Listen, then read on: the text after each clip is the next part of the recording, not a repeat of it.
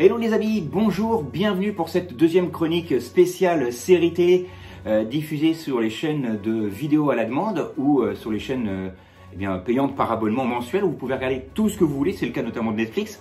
On a parlé d'une série la semaine dernière, L'autre côté, que je vous conseille encore fortement, une série espagnole.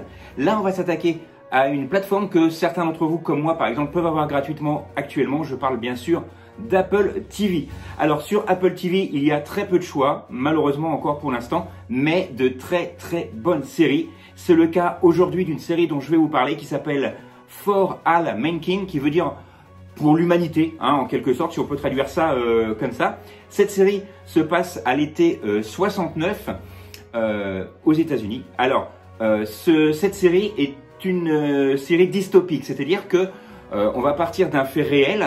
Et là, on va partir sur la Lune avec la NASA, avec Apollo, mais il va y avoir des événements fictifs qui vont venir se mêler à tout ça, ce qui fait qu'ils vont, entre guillemets, refaire l'histoire, puisque en l'été 69, justement, ce n'est pas Apollo 11 qui ont été les premiers à atterrir sur la Lune, mais le réalisateur ici, Ronald D. Moore, réalisateur ici, mais à qui l'on doit notamment en tant que scénariste et producteur plusieurs séries, comme les séries comme Star Trek ou encore La Caravane de l'étrange.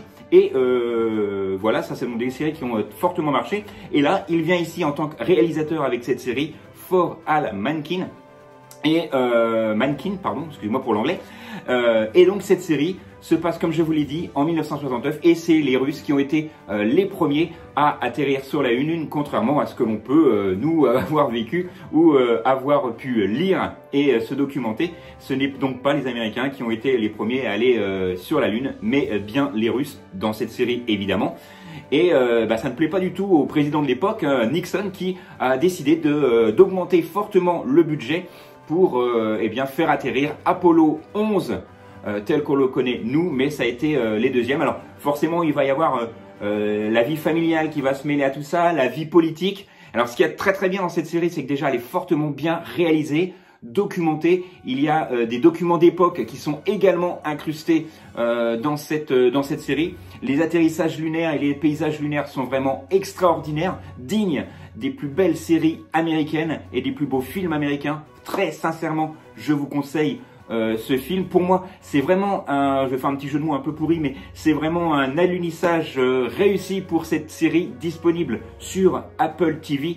Elle s'intitule For All Mankind et elle est réalisée, je vous le disais, par Ronald D. Moore, à qui l'on doit plusieurs séries en tant que producteur ou réalisateur. C'est vraiment une série qui est en plus écrite à la perfection et c'est une série fortement conseillée. Si vous n'avez pas Apple TV, je vous conseille de l'essayer et puis de regarder cette série qui est pour le moment en 2 saisons, mais je suis sûr qu'il y en aura une 3e très prochainement et c'est vraiment une série à voir absolument actuellement. Je vous rappelle le titre une dernière fois de cette série, For All Mankind.